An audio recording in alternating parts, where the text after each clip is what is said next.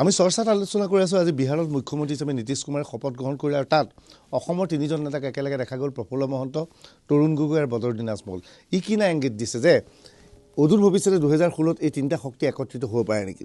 মোৰ তাত বৰ বেছি সময় নাথাকিব। নগাঁৱৰ পৰা আমিনুল ইছলাম উপস্থিত আছে, AIUDFৰ বিধায়ক। ইছলাম ডাঙৰীয়া, এইখিনি আপোনাক মই এটা প্ৰশ্ন কৰিব বিচাৰিছোঁ যে আপুনি যি বক্তব্য ৰাখিলে এই বক্তব্যত বাৰে বাৰে বিজেপি শাসিত দল, বিজেপি শাসিত অঞ্চল, ৰাজ্যত সাম্প্ৰদায়িক সংঘৰ্ষ হৈছে বুলি মন্তব্য কৰিলে, কিন্তু আপুনি এবাৰো কংগ্ৰেছৰ কথা বেয়া কৰি নক'লে। অৰ্থাৎ বিজেপি বেছি সাম্প্ৰদায়িক দল বুলি আপোনালোকে ভাবে, গতিকে বিজেপিক প্ৰতিৰোধ কৰাৰ স্বাৰ্থত এইবাৰ কংগ্ৰেছৰ লগত গোপন বুজাবুজি হোৱাৰ কিবা সম্ভাৱনা আছে নেকি AIUDFৰ? নাই, এতিয়া চাওক, এতিয়ালৈকে আমাৰ দলত এনেকুৱা আলোচনা হোৱা নাই আৰু আমাৰ দলৰ কোৰ কমিটিয়ে এতিয়ালৈকে এনেকুৱা সিদ্ধান্ত লোৱা নাই যে কংগ্ৰেছৰ লগত আমাৰ মিত্ৰতা হ'ব বা হেৰি হ'ব। যিহেতু এতিয়ালৈকে আমি অকংগ্ৰেছী বিজেপি স্থিতি লৈ আমি AIUDF দল আগুৱাই আছোঁ। যিহেতু আমি AIUDF দল এককভাৱে যথেষ্ট শক্তিশালী স্থিতিত আছোঁ আৰু এতিয়ালৈকে আমি AIUDF দলে আগন্তুক নিৰ্বাচনত 40তকৈ ওপৰত আসন পাব আৰু অসমত একক বৃহত্তম দল হৈ যাব। এই কথাটো ইতিমধ্যে ৰাজনৈতিক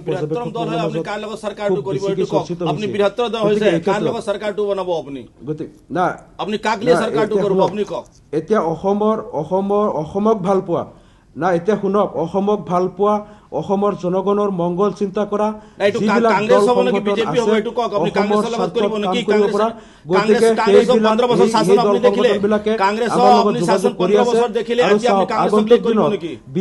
বিজেপিয়ে যেনেকে ভাবি আছিলে যে একক সংখ্যাগৰিষ্ঠতা মানে লাভ কৰি অসমত মানে চৰকাৰ কৰিব আৰু অসমৰ লগত যিখিনি গাদ্দাৰী কৰিছে মোদী, আমি অসমৰ পৰা 7জন সাংসদ এই চেণ্ট্ৰেলত পঠোৱাৰ পিছত এই অসমৰ নৰ্থ ইষ্টৰ মানুহক অনুপ্ৰৱেশকাৰী বুলি কয়, ইমিগ্ৰেণ্ট বুলি কয়, অবৈধ অনুপ্ৰৱেশকাৰী বুলি কয়। আকৌ বাংলাদেশক মাটি সমজাই দিয়াৰ ক্ষেত্ৰত বিজেপিয়ে যেনেকে আগভাগ ললে ক্ষমতাত অহাৰ আগতে তাৰ বিৰোধিতা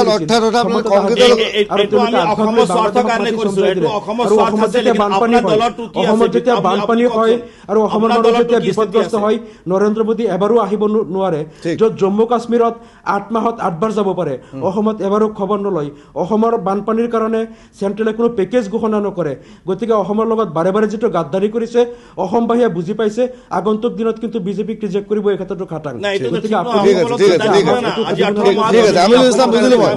অসমক ভাল পোৱা, অসমৰ জনগণৰ স্বাৰ্থত কাম কৰা, অসমৰ জনগণৰ স্বাৰ্থত কাম কৰা যিবিলাক দল সংগঠন আছে, কিছুমান সৰু সুৰা দল আছে, সেইবিলাকো আজি যিবিলাক গণতান্ত্ৰিক ধৰ্মনিৰপেক্ষতাত বিশ্বাসী এই দল সংগঠন বিলাকক লৈ যিটো আমি ইয়াত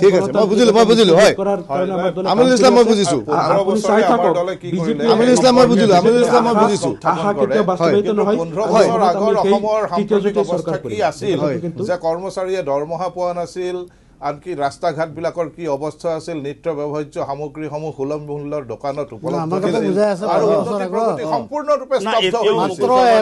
আজি যি ৰাস্তা ঘাট দেখিছে আপোনালোকে, আপোনালোকৰ কেন্দ্ৰীয় চৰকাৰে নেশ্যনেল হাইৱেসমূহৰ দায়িত্ব লৈ সেইবিলাক নকৰিলে।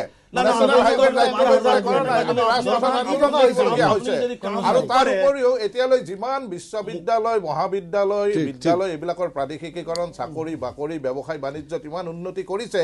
অসমৰ আজি এই ৰূপটো আচলতে 25-26 বছৰীয়া বা 15-20 বছৰীয়া ল'ৰাই দেখাই নাছিলে। যেতিয়া অসম আন্দোলন চলিছিল বা 85 চনত অসম গণ পৰিষদ দলে প্ৰথম ক্ষমতা লাভ কৰিছিল, সামগ্ৰিক চিত্ৰখন আৰু আজিৰ চিত্ৰখন যদি পৰ্যালোচনা কৰা যায় তেতিয়াই ওলাই পৰিব কংগ্ৰেছ। ৰমেন গোস্বামী যে সমগ্ৰ কাম কৰিছিল, কাম নকৰা নহয়, কাম আমি কৰিছিল, কিন্তু সেই সময়ত এটা কথা সুধিছে AGPয়ে আপোনালোকৰ চৰকাৰে কৰা নাই, আপোনালোকৰ চৰকাৰ কিন্তু কেন্দ্ৰৰ কথা কৈছো মই, কেন্দ্ৰই অসম সম্পৰ্কে যিবোৰ প্ৰতিশ্ৰুতি দিছিল কেন্দ্ৰটো একোৱেই নকৰিলে, আপুনি সকলো ওলোটা কৰিলে। 71 চনটো 114 কৰিলে।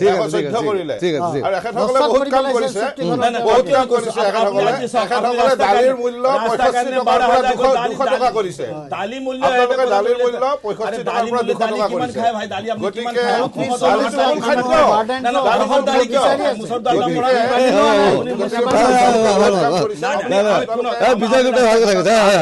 বছৰে কংগ্ৰেছ দলে যি কাম কৰিব পৰা নাছিলো, বিজেপি দলে কিন্তু 1.5 বছৰত দালি কিমান খায়, দালি নাখালে নাছিলো ইমান।